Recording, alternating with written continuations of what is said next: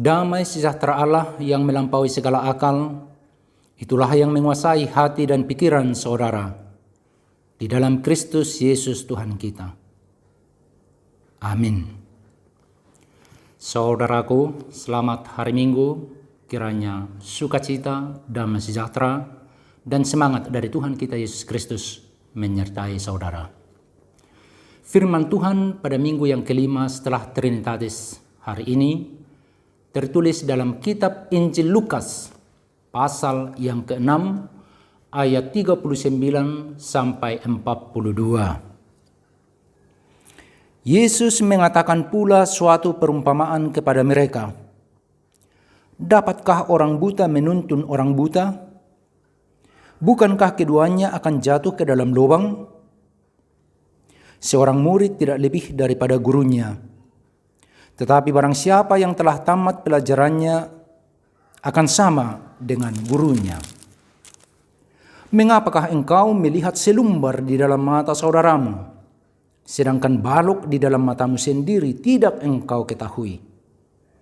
Bagaimanakah engkau dapat berkata kepada saudaramu, "Saudara, biarlah aku mengeluarkan selumbar yang ada di dalam matamu," padahal balok yang di dalam matamu tidak engkau lihat?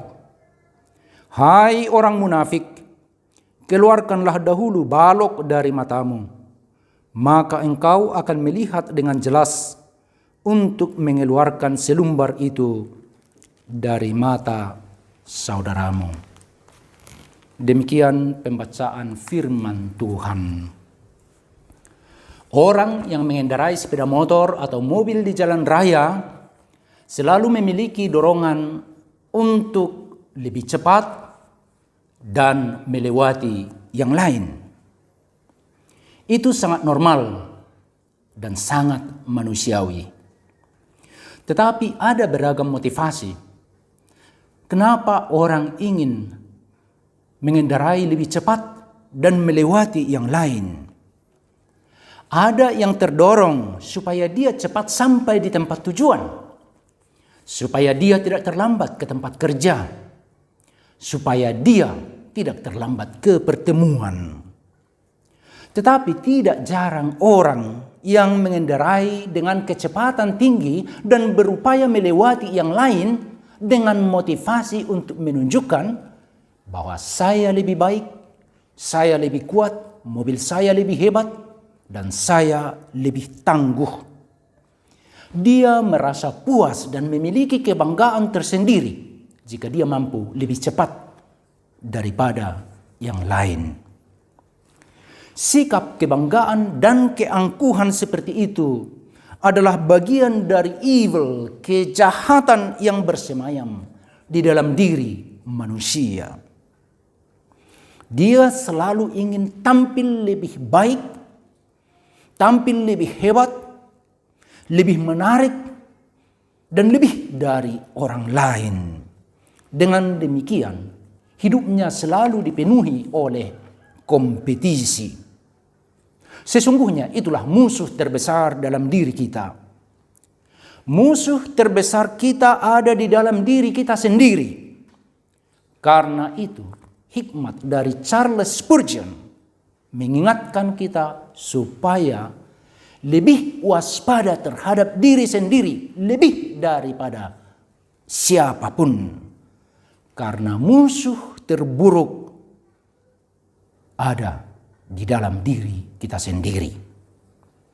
Karena itu, siapa yang mampu mengalahkan diri sendiri akan mampu mengalahkan ribuan musuh. Orang yang mampu mengalahkan diri sendiri lebih hebat dan lebih mulia dari seorang pahlawan yang mampu mengalahkan beribu-ribu musuh. Mengalahkan diri sendiri sangat penting, bahkan paling penting, sehingga kita mampu bertumbuh sebagai pribadi yang utuh. Dan dalam khotbah Yesus di bukit, Yesus menekankan pentingnya menaklukkan diri sendiri, sehingga para murid akan tumbuh menjadi pribadi-pribadi yang benar-benar mampu mengikut Yesus. Jika Yesus berkata, kasihilah musuhmu, berbuat baiklah kepada orang yang membenci kamu. Ini tidak mungkin dilakukan oleh orang yang masih menganggap dirinya jauh lebih baik dan jauh lebih benar dari yang lain. Ini dapat dilakukan oleh orang-orang yang mampu dan mau merendahkan diri, seperti yang dilakukan oleh Yesus, mampu mengosongkan diri dan mengambil rupa seorang hamba, bahkan menjadikan dirinya sama seperti manusia. Itu bisa kita bandingkan dengan kenosis Kristus dalam Filipi 2 ayat 5 sampai 11. Janganlah kamu melawan orang yang berbuat jahat kepadamu, melainkan siapapun yang menampar pipi kananmu, berilah juga kepadanya pipi kirimu. Siapa yang memaksa kamu untuk berjalan 1 mil, berjalanlah dengan dia 2 mil. Hal ini sangat sulit dilakukan, bahkan mustahil melakukannya dalam dunia nyata. Sulit dan sepertinya mustahil memang. Tetapi apakah ada orang yang mampu melakukannya? Ada. Mungkin tidak banyak. Tetapi orang yang berupaya untuk melakukan perintah Tuhan Yesus ini akan benar-benar bersinar dan membawa warna kehidupan bagi banyak orang lain. Dia akan mampu menggarami kehidupan banyak orang di dunia ini. Membawa kebebasan, mewujudkan keadilan, dan memberikan kebahagiaan kepada banyak orang. Ada orang yang bukan Kristen, tetapi benar-benar menghayati khotbah Yesus di bukit, yakni Mohandas Gandhi. Dia berkata bahwa khotbah Yesus di bukit benar-benar mengena di hati saya. Ketika saya membacanya, itu benar-benar meninggalkan kesan yang mendalam di hati saya. Khotbah di bukit benar-benar memengaruhi kehidupan Mohandas Gandhi. Dengan khotbah di bukit, tentunya juga dengan mengadopsi sebagian dari pengajaran agama Hindu dari kitab Bhagavad Gita, dia mampu memimpin India dengan gerakan ahimsa dan satyagraha untuk menaklukkan banyak musuh, termasuk meruntuhkan kekuasaan kolonialisme Inggris di India. Yesus mengajarkan supaya pertama-tama kita mengalahkan musuh yang paling buruk dan paling jahat yang bersemayam di dalam diri kita sendiri. Keluarkanlah dulu balok yang ada di matamu, sehingga engkau akan melihat untuk mengeluarkan selumbar itu di mata saudaramu. Ini adalah ungkapan alegoris Yesus. Apa sebenarnya yang menghalangi kita untuk melihat balok yang ada di mata kita? Jika ada balok di dalam mata kita, tentunya kita tidak dapat melihat. Kita buta dan mungkin hanya bisa meraba-raba. Jadi apapun yang kita rasa kita lihat, itu pasti tidak akurat. Hanya jika kita mampu mengeluarkan dan menyingkirkan balok itu, maka kita akan mampu melihat dengan jelas. Apa yang menghalangi kita untuk mengasihi orang lain, tidak lain dan tidak bukan adalah kebencian dan kecemburuan yang bersemayam di dalam diri kita. Hanya jika kita menghilangkan kebencian dan kecemburuan itu, maka kita akan terbebas dan dengan leluasa mengasihi orang lain. Apa yang menghalangi kita untuk melayani orang lain? Tidak lain dan tidak bukan keegoisan dan pementingan diri sendiri yang tidak peduli dengan orang lain. Itulah yang menghalangi. Dan jika kita mampu menaklukkan itu dan menyingkirkan itu, kita akan bebas dan dengan penuh sukacita, dengan kreativitas, dengan inovasi, memberikan pelayanan yang terbaik. Inilah yang diungkapkan oleh Martin Luther King Jr. kepada orang-orang yang membenci dia, kepada orang-orang yang tidak suka dengan perjuangannya. Dan dia katakan, sekalipun kamu melemparkan bom ke rumah kami dan menghancurkan gereja kami, kami masih akan mengasihi kamu. Sikap dan ungkapan seperti inilah yang mampu menaklukkan banyak musuh. Ternyata memang Martin Luther King Jr., sekalipun dia terbunuh pada akhirnya, dia sudah menaklukkan ribuan bahkan jutaan musuh.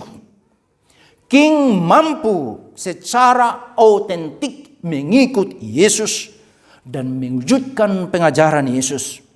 Setelah dia pertama-tama mampu mengalahkan musuh terbesar yang bersemayam di dalam dirinya, yaitu kebencian, iri hati, egoisme, ketakutan, rasa curiga, dan kejahatan lainnya dalam dirinya. Kita tidak perlu menghakimi dan menghukumi orang lain. Kita tidak perlu mengeluarkan selumbar di mata orang lain. Mungkin kita tidak akan mampu. Mungkin itu bukan tugas kita untuk mengeluarkan selumbar di mata orang lain. Tugas utama dan paling berat bagi kita adalah mengeluarkan balok yang ada di mata kita. Menghilangkan kebencian dan iri hati. Mengusir rasa permusuhan dan kompetisi yang tidak perlu, yang selalu menggerogoti jiwa kita. Dengan demikian kita akan bebas mengasihi, bebas mengampuni, bebas melayani. Kita benar-benar dengan autentik menjadi garam dan terang di dunia ini sesuai dengan panggilan Guru kita, Juru Selamat kita, Yesus Kristus. Hal ini sangat penting di masa pandemi virus corona ini. Hingga sekarang ini penyebaran virus corona semakin mengganas di seluruh dunia dan belum menunjukkan tanda-tanda baik. Dan belum ada solusi yang pasti. Penyebarannya semakin cepat dan semakin mengancam. Data Worldometer hari yang lalu menunjukkan tentang penyebaran virus corona ini yang sudah mencapai 12.631.067 orang yang terinfeksi, yang terjangkit COVID-19. Dan kematian sudah mencapai lebih dari 562.000 di seluruh dunia. Di Amerika Serikat sendiri, penambahan orang yang terpapar dengan virus corona per hari mencapai rekor tertinggi kemarin dengan jumlah 70.000 orang. Ini sungguh-sungguh mengerikan. Di Indonesia, penambahan tertinggi terjadi minggu lalu, beberapa hari yang lalu, yaitu di atas 2.600 orang per hari dalam satu hari yang terpapar dengan virus corona. Sejak Presiden Jokowi mengumumkan 2 orang yang sudah terinfeksi pada tanggal 2 Maret lalu, sejak itu dari hari ke hari, dari minggu ke minggu, dari bulan ke bulan, pertambahan kasus COVID-19 di Indonesia selalu meningkat. Bagaimana ini akan berakhir? Kita tidak tahu. Tidak ada yang tahu. Kita berada dalam dunia VUCA, sebagaimana diungkapkan oleh Pendeta Dr. Paul Cho dari Singapura. VUCA adalah singkatan dari volatile, uncertain, complicated, ambiguous.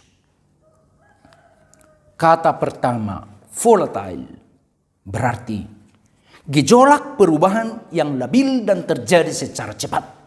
Seperti penyebaran virus corona yang sangat cepat. Uncertain, tidak tahu, tidak ada yang tahu pastinya apa yang akan terjadi. Tidak ada yang tahu apa yang terjadi besok, lusa, minggu depan, bulan depan, tahun depan. Kita tidak tahu, tidak ada yang tahu. Uncertain. Kemudian letter C, complicated. Apa yang terjadi memengaruhi semua sendi kehidupan. Bukan hanya soal kesehatan, tetapi juga soal sosial, ekonomi, politik, pertahanan, keamanan, kesehatan, pendidikan, budaya. Semua aspek kehidupan kita digerogoti oleh pandemi ini. Dan huruf yang terakhir, U, ambiguous. Serba tidak jelas. Jawaban-jawaban yang muncul ke permukaan tidak ada yang pasti. Serba multitafsir. Itulah yang terjadi. Karena itu kita berada di dalam situasi dan kondisi yang sangat sulit. Saya bukan menakut-nakuti, tapi itu realitas. Dan untuk menghadapi keadaan yang sangat sulit ini, sebaiknya setiap orang dan setiap elemen masyarakat bertanya pada diri sendiri, apa yang dapat saya perbuat? Apa yang harus saya lakukan? Apa yang dapat kita perbuat bersama? Sejarawan, filsuf, dan penulis yang paling digemari sekarang di seluruh dunia bernama Yuval Noah Harari dari Israel. Penulis buku bestseller Sapiens dan juga buku Homo Deus. Akhir-akhir ini dia banyak memberikan pemikiran mengulas permasalahan pandemi virus corona di seluruh dunia. Dia mengatakan bahwa ancaman terbesar saat ini bukanlah virus corona. Ini mungkin mengejutkan kita ya. Tapi dia jelas mengatakan itu. Ancaman terbesar saat ini bukan virus corona, melainkan kebencian dan permusuhan yang bersemayam di dalam diri kita. Kebencian dan permusuhan yang bersemayam di dalam diri kita, manusia yang ada di dunia ini. Itulah ancaman terbesar. Virus corona memang sangat berbahaya dan sudah merenggut banyak jiwa. Itu memang mematikan dan menimbulkan masalah yang sangat besar. Tetapi masalah terbesar bukan itu. Masalah terbesar adalah musuh dalam diri kita manusia secara global, yang penuh dengan kebencian, permusuhan, saling menyalahkan, egoisme, dan mementingkan diri sendiri. Orang lebih terdorong mengeluarkan selumbar di mata orang lain daripada mengeluarkan balok yang ada di matanya sendiri. Orang lebih suka mengkritisi dan menyalahkan orang lain daripada berefleksi dan bertanya akan kesalahan dan kekurangan diri sendiri. Orang lebih senang mengomentari kekurangan dan apa yang diperbuat oleh orang lain daripada berpikir menanyakan apa yang dapat dia lakukan. Amerika Serikat menuding Cina sebagai penyebab penyebaran ini. Cina juga menuding Amerika Serikat sebagai pembawa virus. Bangsa yang satu menyerang bangsa yang lain. Negara yang satu menyalahkan negara yang lain. Orang yang satu menuding orang yang lain. Dan inilah yang paling berbahaya.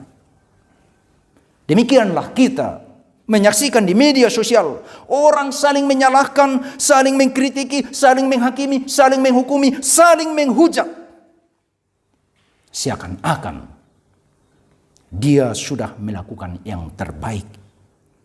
Padahal sebenarnya orang yang sudah melakukan yang terbaik tidak mungkin menyalahkan orang lain.